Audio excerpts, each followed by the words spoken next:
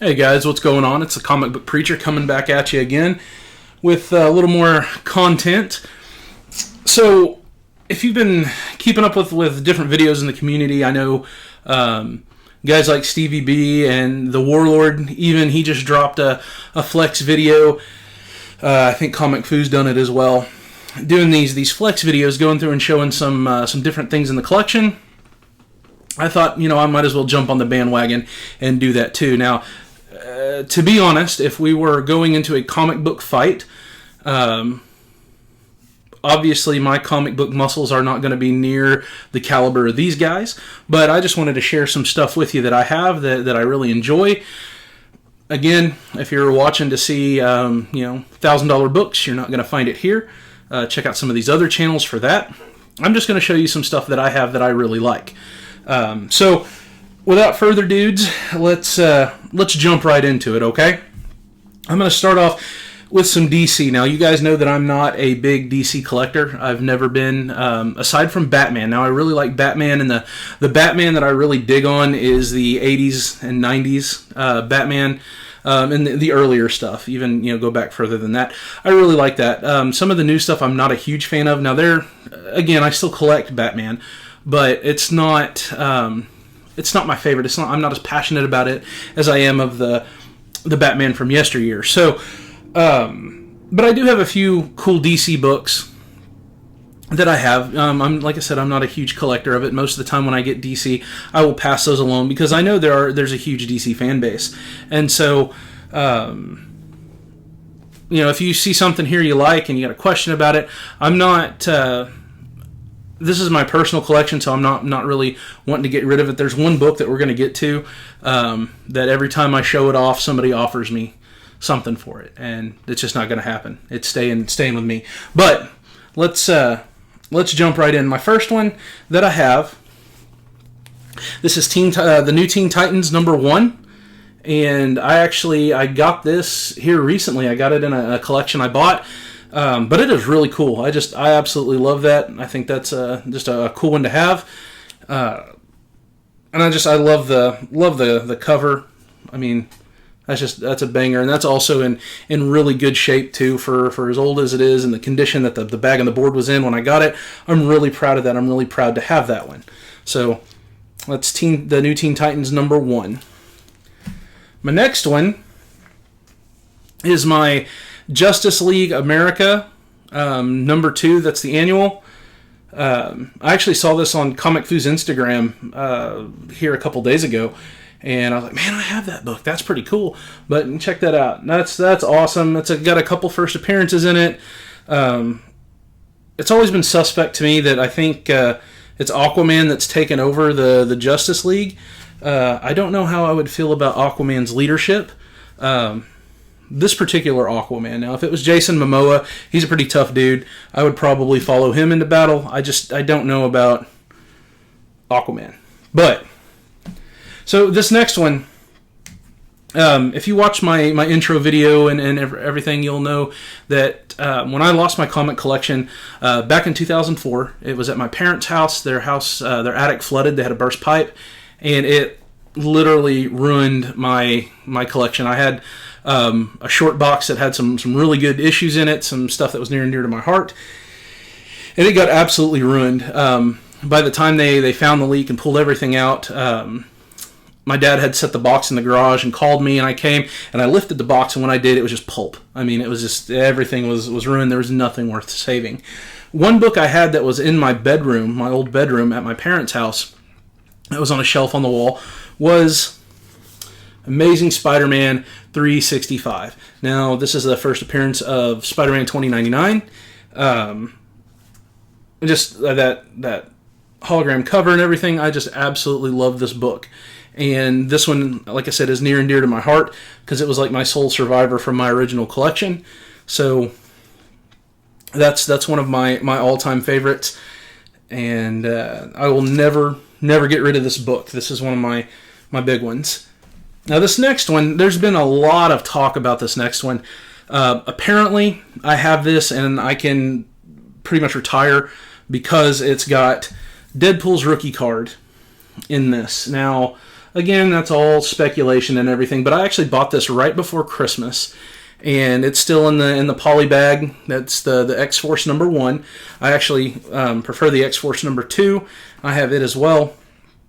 But this one, there's so much buzz around this one and everything. But I have that, and it's got the Deadpool card, and I should have actually taken it out. But anyway, got that. That's pretty cool. I bought it for about $11 right before Christmas. So good on me, right?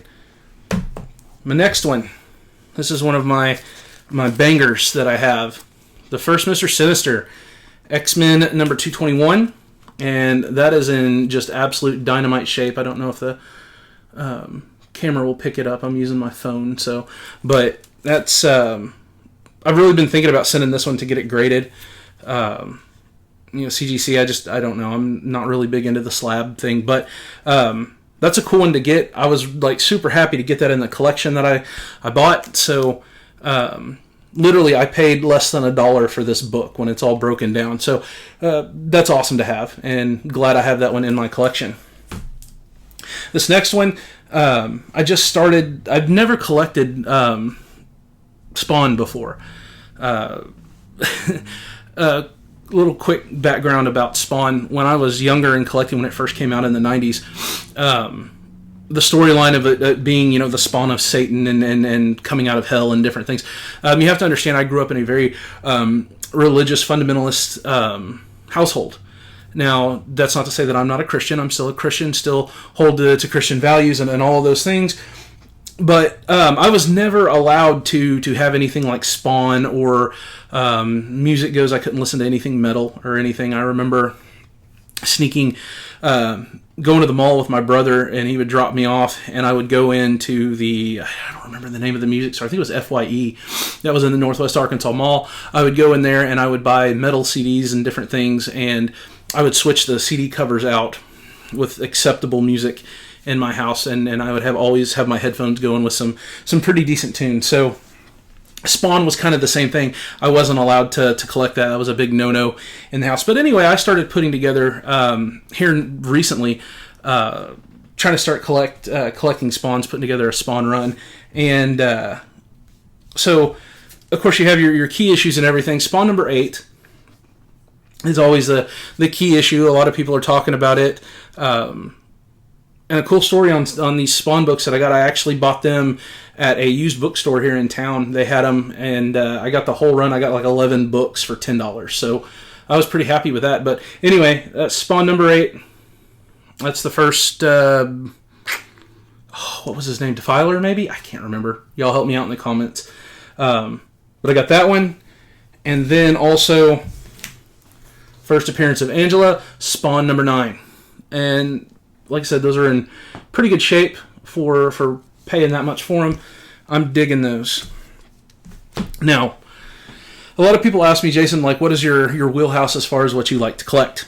For me, Incredible Hulk, pretty much in any alliteration. I'm a big Hulk fan.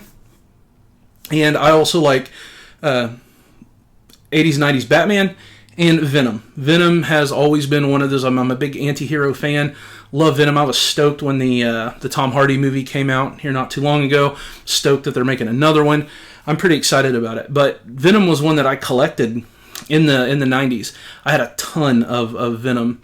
And so I've been starting to get those, try to collect those, get those back in my collection. So I'm very partial to the 90s Venom.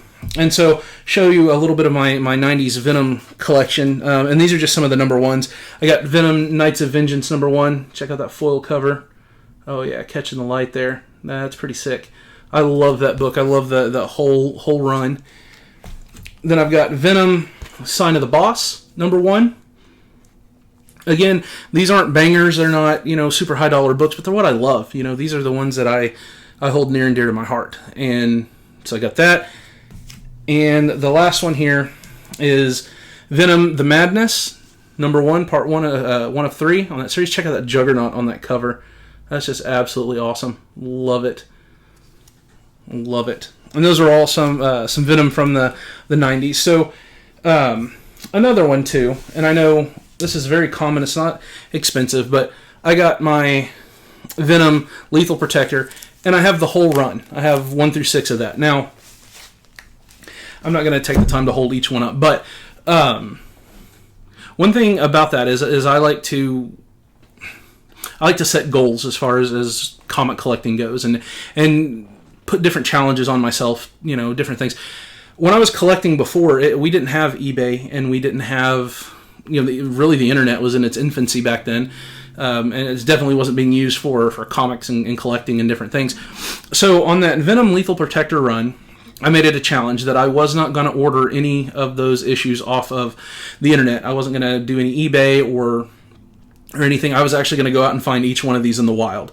And so I finally was able to get number 1 at a comic book store in Branson, Missouri, here a couple months ago. And so I completed the run. Now, again, it would be very easy. They're very common. They're not hard to come by if you just get online and order them.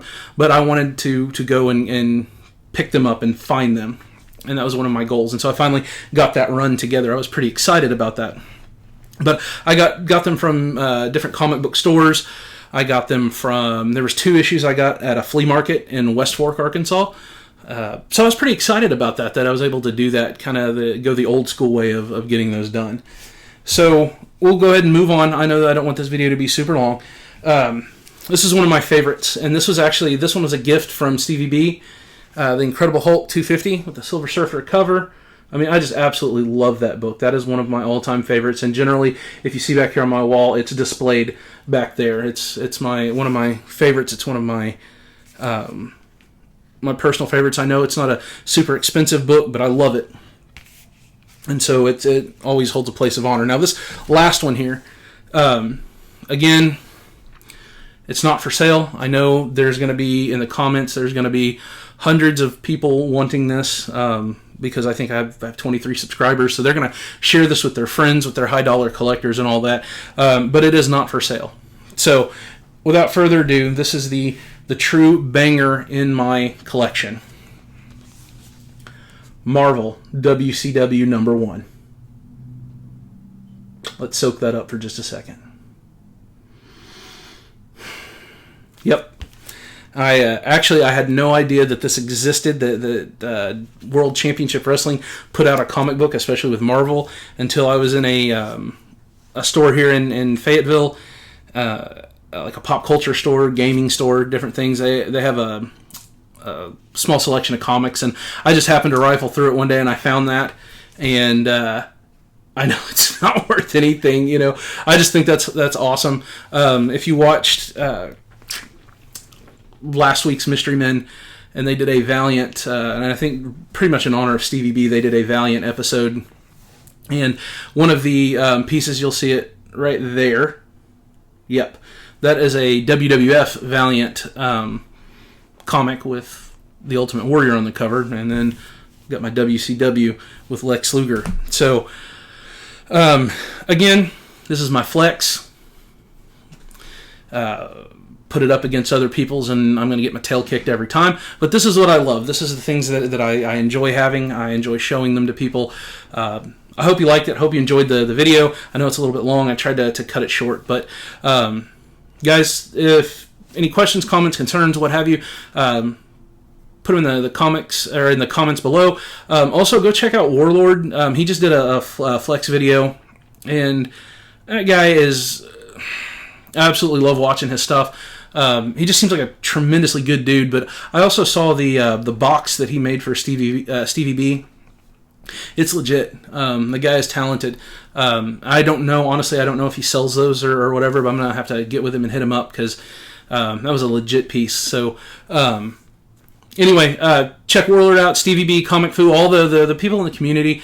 I appreciate you guys so much for including me and making me feel a part of this. So, guys, I appreciate it. That's all I have for today. You guys have a blessed Sunday, and we will see you next time.